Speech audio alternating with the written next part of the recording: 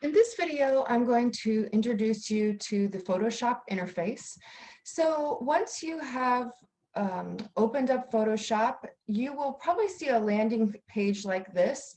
And so the first thing you're going to do is hit New. And this is how you create a document that you can open. Now, there's a lot of different ones that you can use, but I like to just start with one that's 8.5 by 11. And so your settings might be different than mine, but just to even get to the point that we can navigate the interface, we have to create something that we can look at on that interface. And so let's go ahead and click this drop down and let's change our measurement unit to inches. Let's make the width of our page that we're going to look at 11. We'll make the height 8.5. And it's going to ask us what resolution we want. Now, I never like to go below 300. So we're going to start with 300. You can use, usually we either use RGB or CMYK, and that's really determined by who is printing out or viewing your document. But if it's set for RGB, that's perfectly fine, and it's easy to change it later. So we're going to hit the Create button.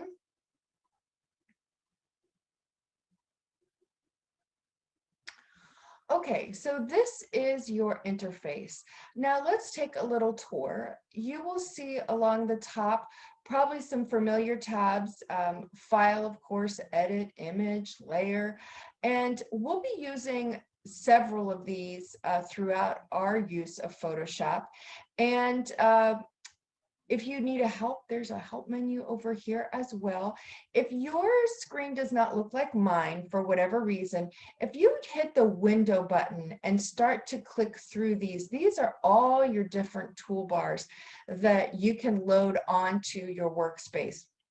Now, I have mine set up the way I like it, but you're welcome to add as you'd like, and we'll be adding some throughout our process too, perhaps. But for right now, these are the ones that I have checked, and if your screen does not look like mine, just uncheck and check the boxes that I have so that we're working from the same set of parameters.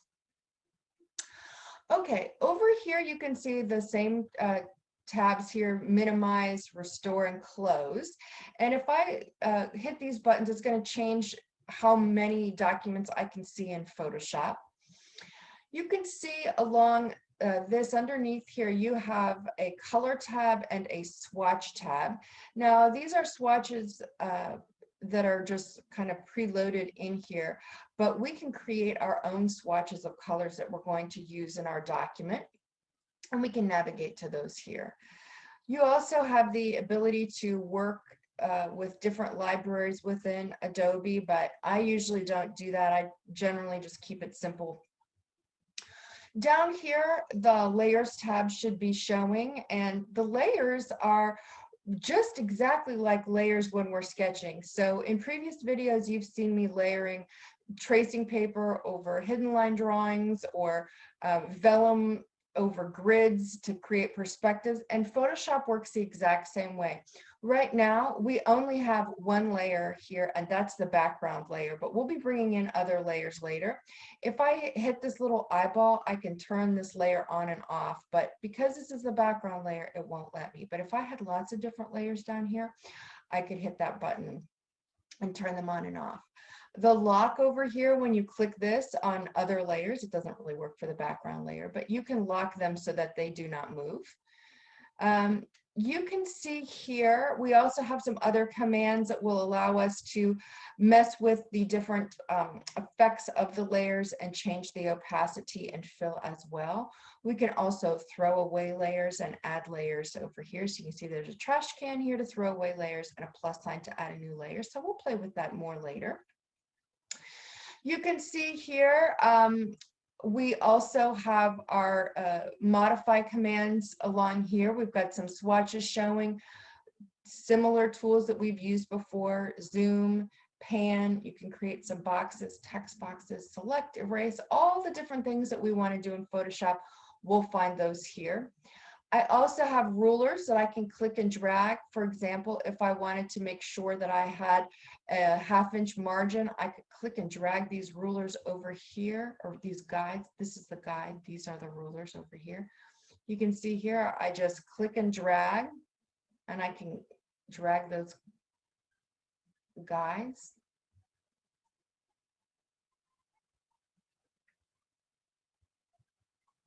Okay.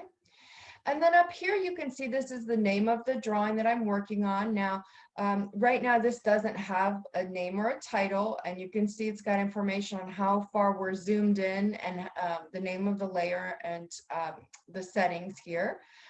You can also see that there are some elements up here that have some overlapping boxes, and I've never really used all these that much. But this is really used in case you want to kind of overlap layers and add and subtract the effects. And so you can play around with these. I tend to cause those effects by a different method, but that's what those buttons are here for as well. And so the interface for Photoshop is very similar to maybe what you've seen at InDesign on InDesign, except that it doesn't have the pages, instead it's got the layers, but it still has very similar commands along the top and along the side. But for now, we're going to stop and we'll explore more of the interface of Photoshop later with a project.